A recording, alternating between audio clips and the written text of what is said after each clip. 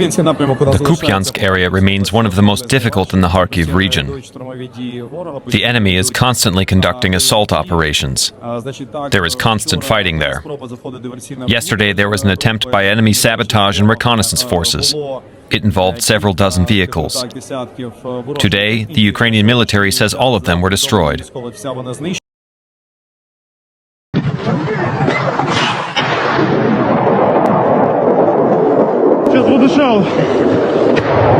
After a rapid push to the Oskil River, the Russian advance on the Kupyansk sector has slowed somewhat, though battles remain frequent, averaging around 100 engagements per week. As of the first week of November, the Russians were focusing on consolidating its gains and pushing Ukrainian forces off the left bank of the Oskil, where Ukrainian forces hold two significant bridgeheads. The Ukrainian armed forces had anticipated that the Russian forces would continue to launch attacks along the river, advancing both northward toward Kupyansk and southward to Borova. They clearly did not expect what happened this past Wednesday.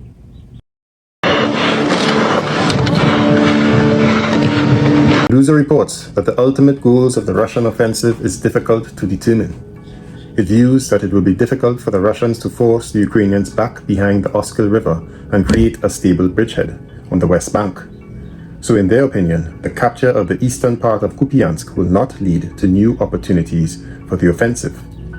There is the option of advancing south along the Oskil with a hypothetical exit to the city of Liman. There are differing theories on what Moscow's aims are, one suggesting a more defensive-oriented military goal, and another suggesting that the capture of Kupyansk could allow the Russians to use it as a launch pad further west into the Kharkiv region, which is already under attack from the north.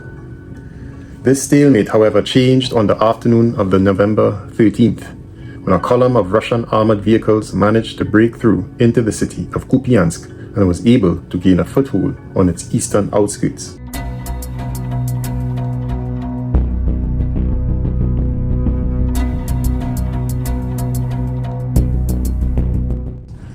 The Ukrainian military, of course, was quick to claim that this landing force was later destroyed. This remains unconfirmed, however, and there are conflicting reports that will be discussed later. What was also claimed was that Russia had committed a war crime in its attack by dressing their soldiers up in Ukrainian uniforms to increase the deception. This is another claim only corroborated by the Ukrainian command. Western outlets like the Daily Telegraph also picked up on this allegation, citing Ukraine's military spokesman Andriy Kovalyov, who said that by disguising themselves as Ukrainian troops, the Russian soldiers had committed a war crime. As to its importance, Kupyansk is a key railway and transport hub in the Kharkiv region that the Russians captured in the beginning of the war but was retaken by the Ukrainians in their fall offensive of 2022. The Ukrainians turned it into a fortified area and potentially left Kiev with the opportunity to prepare offensive operations deep into the territory of the Luhansk region, occupied Russia, primarily towards the cities of Svatovo and Kremenaya. Therefore, it was especially important for the Russian army to drive the Ukrainians out of Kupyansk and in general from the eastern shore of the Oskil in order to secure their captured territories. This is the defensive theory of the Russian goal of this offensive. The Russians began to implement this plan in the fall of 2023. And if you have been following my recent videos, you would note that the intensity of the Russian offensive has increased in the past week. In fact, in my last video, I suggested that Russians had activated all fronts, which could signify the beginning of the final Russian offensive. According to ABC News, Russia has increased the intensity of its long-range drone attacks by 44% in the week following President Trump's election. And more to my point, top Ukrainian military analyst Sergei Gurets agreed that Russia is now pushing on all sections of the front. In his weekly report to Ukrainian TV, he said, "Today, Russia is active on Kharkiv, Pokrovsk, Liman, and Kupyansk directions, with Kharkiv and Pokrovsk being the hottest, but he continued to say that Kupyansk and Liman directions can now be included." This uptick in the offensive across all fronts has led to an increase in Russian casualties. So much so that BBC Russian service adjusted their number of confirmed Russian deaths to 78,329 and saw an increase of 4,315 from October 18th to November 15th. But when the data is analyzed, it proves a theory I have long held since the days of the Bakhmut battle. That is, that Russia is preserving its elite forces and relying on lesser trained units in their assaults. So today we are going to focus on the Kupyansk front, as it has been requested by my viewers, and given the fact that I've been focusing on the Kurakovo and Pokrovsk fronts over the last few weeks. I will also take an in-depth look at Russian casualty figures, and as this war is likely approaching its final months, I will try to publish more frequently. All that I ask is that you continue to support my efforts and research with Super Chat and Super Thanks donations, and or watch the YouTube ads to increase my earnings. So let's get into it.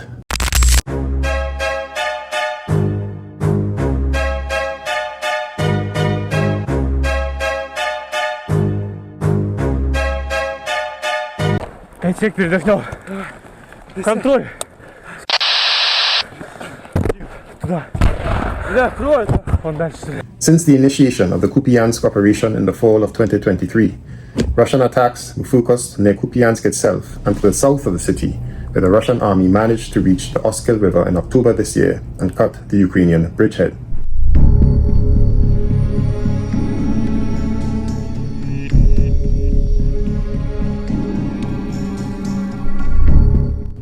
As for the city itself, for a long time the fighting was done at a distance of 7 to 9 kilometers from its eastern outskirts. Russian aviation also destroyed it daily with airstrikes.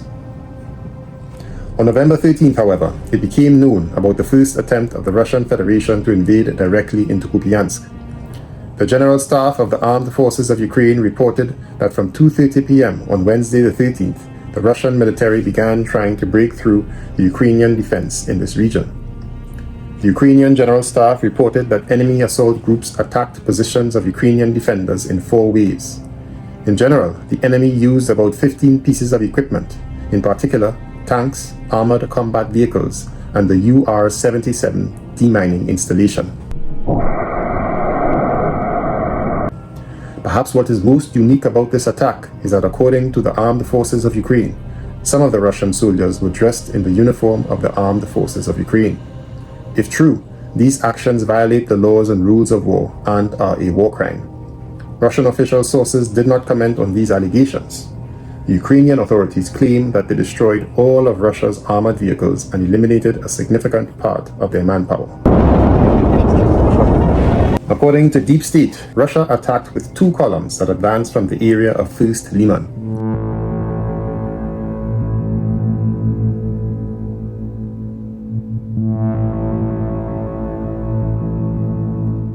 That is, armored groups of the Russian Federation overcame about 9 kilometers to Kupyansk.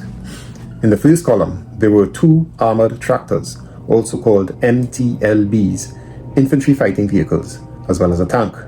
The composition of the second column, however, is unknown, as it attacked Ukrainian positions when it was already dark.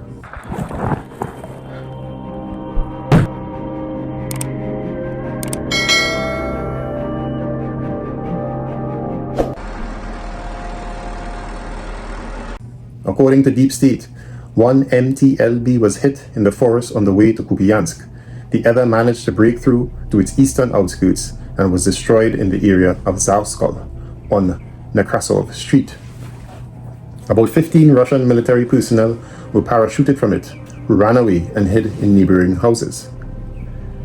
As of the morning of November 14th, Ukrainian authorities claimed that the Russians' landing force did not manage to get a foothold in Kupyansk, and that they managed to knock it out.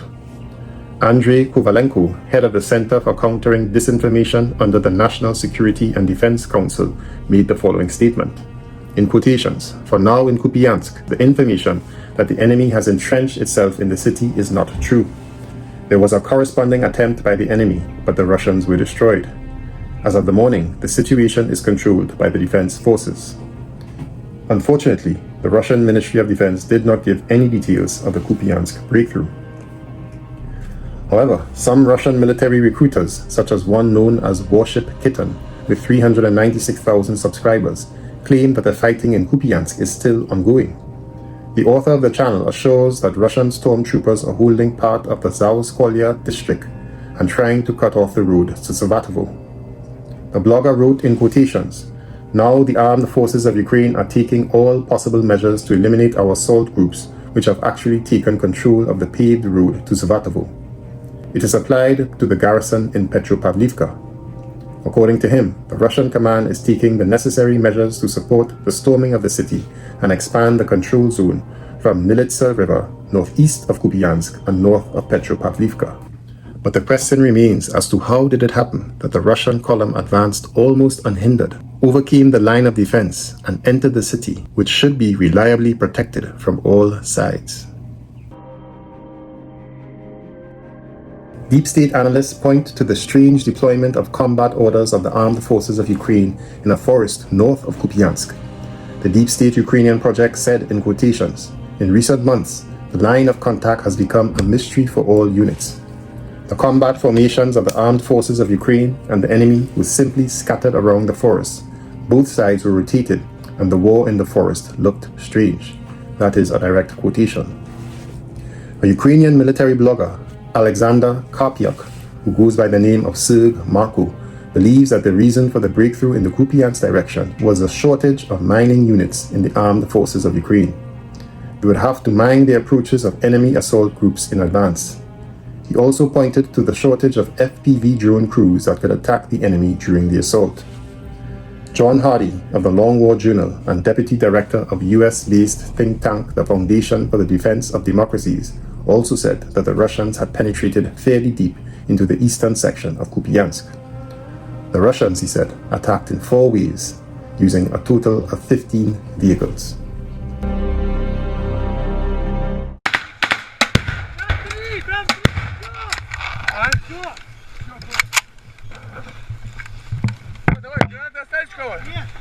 All of the frontline attacks, though successful for the Russians, do come with some losses. In this graph, we see the weekly Russian casualties since the beginning of the war in 2022, but only up to October 18th. It is clear that Russian casualties were near its lowest in mid-October, despite its advances in Kurakhove and Pokrovsk. The highest point was, of course, during the Battle of Bakhmut in early of 2023, and in early 2024, when Avdiivka was under siege. In September, it is estimated that on every day on average, the Russians lost about 140 servicemen, which, though notable, is far lower than the figures of upwards of 1,000 per day given by Ukrainian command and repeated in some Western publications. In October, the number rose to an average of 152 a day, likely due to the offensive in Ugledar. But what is key to me is the composition of these losses.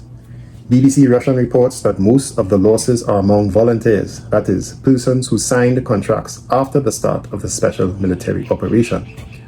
Out of the 78,000 dead, BBC Russian was able to confirm some 16,551 as volunteers.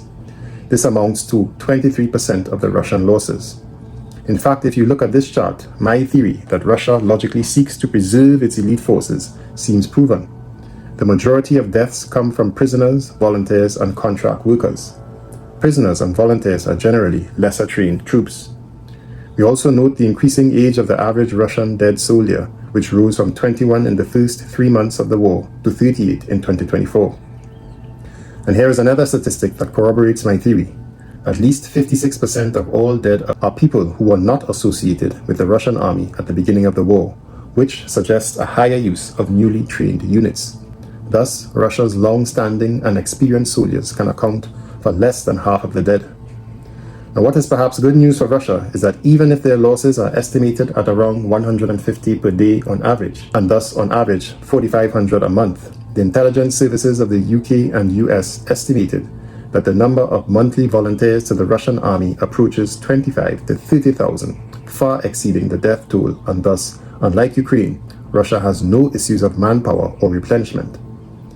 And again to my theory of the composition of the Russian losses, specifically with respect to Russia's elite military specialists, from the beginning of the war to date, Russian deaths are to the tune of 5,083, which represents a mere 6.5% of the dead. These numbers do not include casualties from the self-proclaimed Luhansk and Donetsk People's Republics.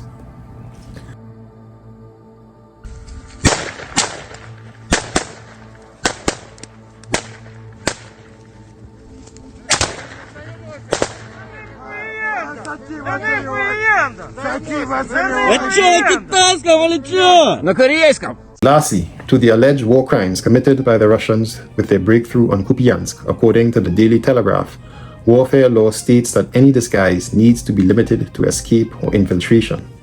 Soldiers are not allowed to wear enemy uniforms. Russian and Ukrainian soldiers wear combat uniforms with different patterns and different colored masking tape around one arm or their helmets. These are usually blue or yellow for Ukrainian forces and white for Russian. In history, there are many examples of soldiers disguising themselves to fool enemy forces, from the Trojan horse in Greek mythology at the Siege of Troy to the 1942 British commander raid on Saint-Nazaire in France that knocked out the U-boat Pens. Nazi soldiers also dressed up in American uniforms during the Battle of the Bulge toward the end of World War II.